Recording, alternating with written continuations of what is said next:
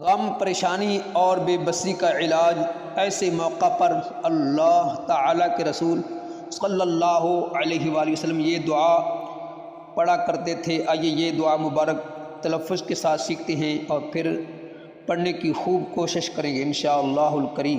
بسم اللہ الرحمن الرحیم۔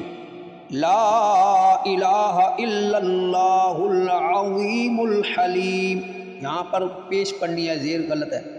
لا الہ الا اللہ العظیم الحلیم، لا الہ الا اللہ رب العرش العظیم، لا الہ الا اللہ رب السماوات ورب الارض ورب العرش الکریم۔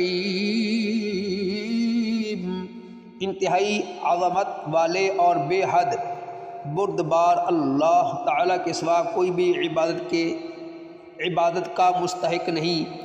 بہت عظمت والے عرش کے رب اللہ تعالیٰ کے سوا کوئی بھی معبود حقیقی ہونے کا حق نہیں رکھتا۔ آسمانوں، زمینوں اور عزت مند عرش کے رب اللہ تعالیٰ کے سوا کوئی بھی عبادت کے لائق نہیں ہے۔ ایک ایسی دعا جسے مسلمان جس مقصد کے لیے بھی پڑھے تو اللہ تعالیٰ اس دعا کو قبول کرتا ہے۔ رب تعالیٰ ہم سب کو عمل کرنے کی توفیق عطا فرمائے۔